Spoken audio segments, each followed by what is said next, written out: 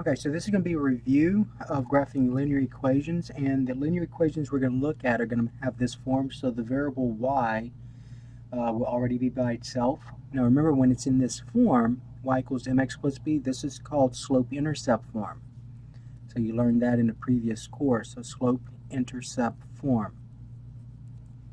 And so remember, the coefficient of x is your slope, and the constant is your y-intercept. So that's where the graph, this line, is going to cross the y-axis. Okay, so this is called slope-intercept form. So what we're going to look at for this review will be equations that are already in slope-intercept form. Now we're going to graph these two ways. So we're going to graph it using a t-table, and we're going to graph using the idea of slope and y-intercept. All right, so let's look at this example. So the first example, let's say you want to graph this equation in two variables. Remember, this is graphing linear equations in two variables, x and y. So let's suppose we want to graph y equals, let's say it's 4x minus 3. 4x minus 3. All right, we're going to do this first using a t-table. So remember, a t-table, you have your x-axis, x column, and your y column. And so basically, since we already have y by itself, we're going to plug in numbers for x. Remember, to graph a line, you just need 2 points. But we're going to go ahead and use 3 just to make sure that all those points are collinear, because you could easily make a mistake with your computation. So a nice number used for x would always be 0. So if x is 0, we get y equals, and so wherever you see the variable x, remember you're going to substitute 0. So I get y equals 4 times 0 minus 3, and then using the order of operations, you're going to multiply before you subtract. So 4 times 0 is 0, and 0 subtract 3 is a negative 3. All right, so far I have this point that I'm going to plot. Let's see, so I'm going to get 0, negative 3. So 0, negative 3 is right here. So this is point 0, negative 3. Now we need to pick another point. So if I pick, let's say, if I let x be negative 2, let's not use negative 2. And the reason I don't want to use negative 2 is because when I substitute negative 2 in here, 4 times negative 2 is a negative 8, and negative 8 and a negative 3 is a negative 11. And so when I go ahead and plot this, it's going to be outside of this plane, this coordinate grid. So I want to pick points that are going to be inside this coordinate grid. So let's choose negative 1. So if x is negative 1, I get y equals 4 times negative 1 minus 3. So again, you're going to multiply before you subtract. Order of operations, 4 times negative 1 is negative 4, a negative 1 and a negative 3 is a negative 7. So I'm going to plot the point negative 1, negative 7, and negative 1, negative 7 is in the third quadrant. Remember, quadrant 1, quadrant 2, quadrant 3, quadrant 4. So remember, to plot that point, you start at the origin, and so since x is negative, you can go to the left 1 unit, see negative 1, and then you're going to then do your y coordinate. My y coordinate is negative 7, so you're going to go down 7. So here's the point, negative 1, negative 7. And then remember, all you need are 2 points to graph a line, but one of these could have been an error. So let's use one more point. So let's say we choose 2. So if x is 2, 2 is going to be okay because it's still going to be, this point will be in this plane. So if x is 2, I get y equals 4 times 2 minus 3. So that's 8 minus 3, which is 5. So I'm plot the point 2, 5. And so 2, 5 is in the first quadrant. So 2, 5. So I go to the right 2. I go up 5. All right, and so notice that these points are collinear. They align the same line. So then you just graph your line, and there's the graph of, just do your best with making sure it goes through these points. All right, don't forget to draw your arrows. All right, so this is the graph of y equals 4x minus 3. Okay. Now remember, just kind of quick review also, if the slope is positive, see the slope is positive here, positive 4, the line should be rising, and it's rising. As you go from left to right, your y values are increasing, so your line is rising. All right, now let's graph y equals negative 3/4 x plus, let's say, 5. Negative 3/4 x plus 5. All right, and since the coefficient of x, since the slope here is a fraction, negative 3/4, it's a fraction, we're going to choose numbers for x that are divisible by 4. So sometimes you'll be told, make sure that the coefficient, the coordinates of the point are integers. So you want to choose numbers that are divisible by 4. See, if you let x be 1, you're going to get a fraction. So if you let x be 1, remember your t-table, x, y, notice what happens. I get negative 3/4 times 1 is a negative 3/4, and negative 3/4 plus 5. So you're going to end up with a fraction. So this is negative 3/4, plus the LCD is 4, so it'll be 20 over 4. So that's 17/4. So you would have to approximate where in this plane the point 1/17/4 is. So you want to avoid fractions as much as possible. So notice that when I plotted these points here, notice all these points are integers. All these points are integers. So remember, your integers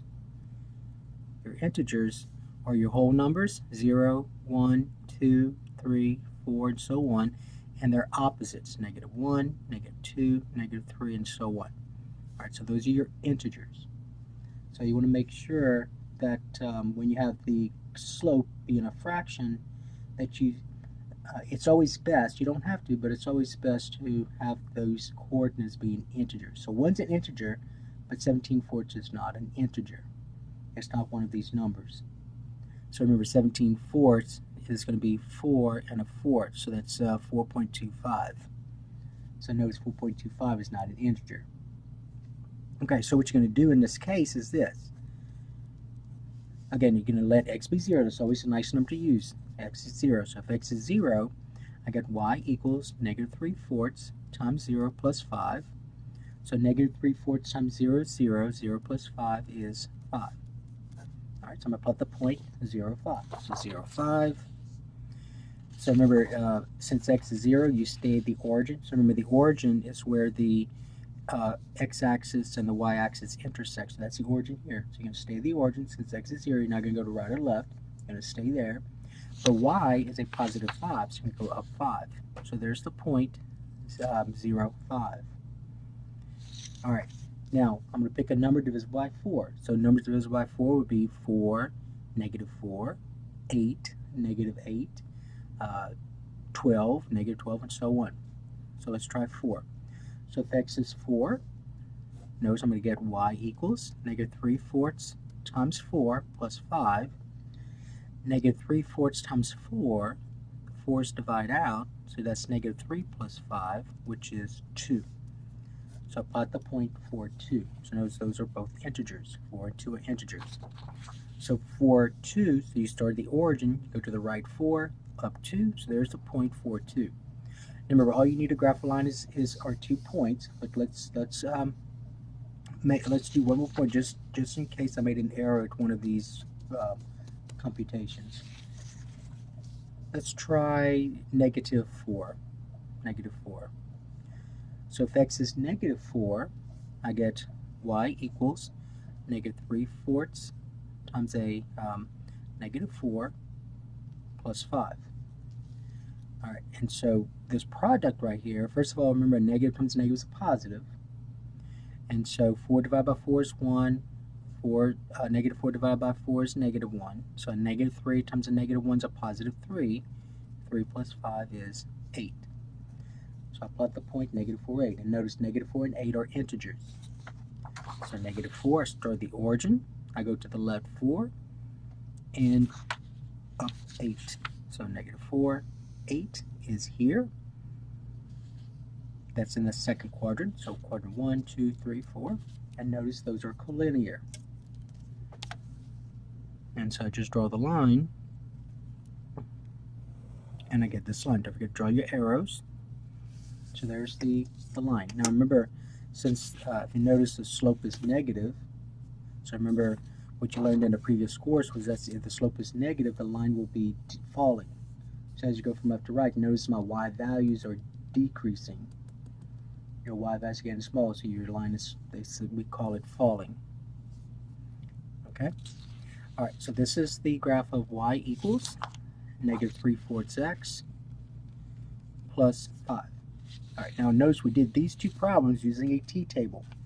I just want to remind you that what you've learned in the previous course also was that you could have graphed these lines using the idea of slope and the y-intercept. So let's talk about that. So let's suppose you want to graph y equals negative 3x plus 4. Negative 3x plus 4. All right, so this time we're going to use the idea of slope and y-intercept. So notice the slope. Remember the letter we use for slope is m. So the slope is the coefficient of x, so the slope is negative 3. So remember this is slope-intercept form where you get y by itself. And the y-intercept, call it b, the y-intercept's a positive 4. All right, now to graph this, I'm going to go ahead and use this grid paper right here. All right, to graph it, remember to graph a line you need 2 points. 2 points. I know one of the points. One of the points is this y-intercept. That's one of my points. So that means that the graph is going to cross the y-axis at 4. So here's 4 right here. So that's why the graph's going to cross the y-axis. So I have this point. Now from this point, I'm going to use the idea of slope to find the other points. Remember, to graph a line, you need 2 points. So I'm going to use the idea of slope. Now remember, slope, when we talk about slope, you can also talk about the idea of rise over run. Okay, slope is rise over run. And so since my slope is negative 3, I can write negative 3 as negative 3 divided by 1.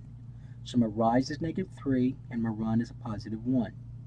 All right, now what you did when you reviewed this, or when you learned this in that particular course, was from this point, okay, from the y-intercept. You must always start with the y-intercept. From this y-intercept, since my slope is negative 3 over 1, my rise is negative 3. So remember, rise meaning going up and down, run meaning left and right. So from this point, since my rise is negative, I'm going to go down 3. 1, 2, 3. So that's where I'm at. Now don't put a dot here, just kind of note where you are. And then my run is a positive 1, so since my run, remember run, you go left, right. So if you go right is positive, left is negative. So rise is positive, we go up, rise is negative, we go down.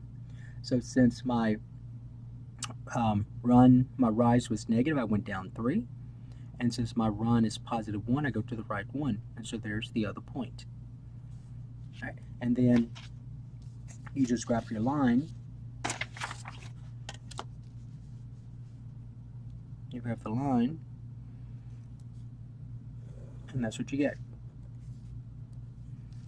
All right. Now, just to remind you that when you are graphing these linear equations, remember this is an equation. So when you're graphing your linear equations, you're actually finding the solutions. So 0, negative 3, negative 1, negative 7, 2, 5 are solutions to this equation. So that means the left side will equal the right side. So for example, if x is 0, what's 4 times 0? Well, 4 times 0 is 0. 0 subtract 3 is negative 3, and that's what y is. Okay? So when we get back over here, if you want to make sure that this is correct, that this is a solution, so remember I just graphed a line. What was that line that I just graphed? Okay, I just graphed the line negative 3x plus 4. So remember, there are an infinite number of solutions. Any point of that line is a solution. I found 2 of them algebraically, but there's an infinite number. So all these that you're graphing, all these are solutions. Just because you use a t-table and you found 3 points, that doesn't mean there's only 3 solutions. There's an infinite number. That's what you're graphing. You're graphing solutions. So any point on this line will make this a true equation. Any point outside of this line is not a solution. So for example, let me go ahead and do that here. So I'm going to go ahead and use this first equation. Is 9, 1, this point is 9, 1. So remember, a point we use parentheses, the x-coordinate, y-coordinate. This is your x, this is your y. Is 9, 1 a solution to the equation y equals 4x minus 3? All right, so the answer should be no, because when you plug in 9 for x and 1 for y, notice what happens. Remember, this is y. So the question is 1 equal to 4 times x, x is 9, minus 3. Well, 4 times 9 is 36, 36 minus 3 is 30, and notice 1 does not equal 30.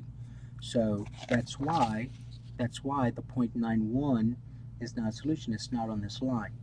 So any point of that line will make this true. Any point outside of that line is not a solution. It doesn't make this true. You just saw that. Okay, that's not a true statement. 1 does not equal 30. Okay, now let's go back over here then. So when I check 1, 1 in here, let's see if that works. So remember, I'm checking. So the question is 1, 1 a solution to y equals negative 3x plus 4? So we're saying it is because it's on this line. It's a point on this line. So any point of that line is a solution. So is 1, 1 a solution to y equals negative 3x plus 4? It better be, because it's on this line. So let's check it. So this is your x, this is your y. So y is 1. So 1, I want to see that's going to equal negative 3 times x. X is 1 plus 4. Negative 3 times 1 is a negative 3. Negative 3 plus 4 is 1. So 1 does equal 1. Okay? All right, so that's the idea of solution. So any point, anytime you graph a line, anytime you graph anything, you're graphing the solutions to that equation. Okay, so that's how you graph a line using slope. Now let's do one more. So let's graph y equals, let's say 5 halves x minus 6. 5 halves x minus 6. So this time, remember, this is slope-intercept form. So y equals mx plus b. Y equals mx plus b. That's slope-intercept form.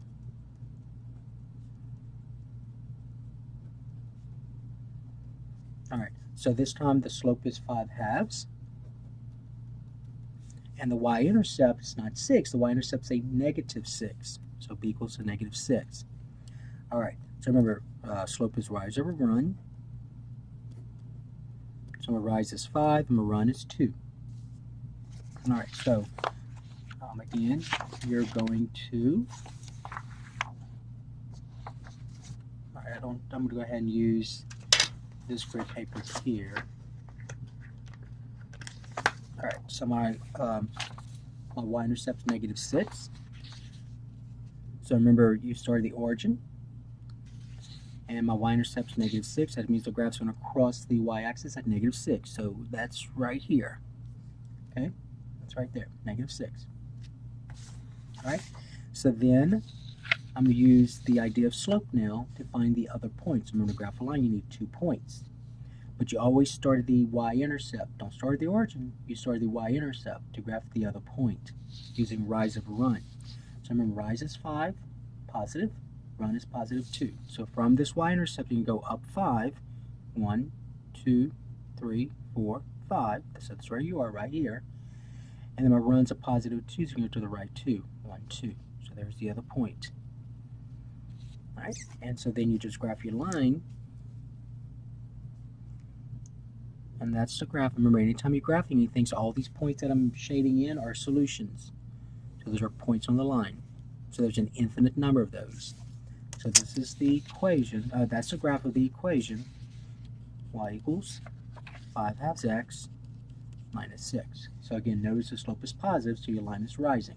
This is going from left to right. Okay, and notice the y-intercept is negative 6, and that's where the graph crosses the y-axis.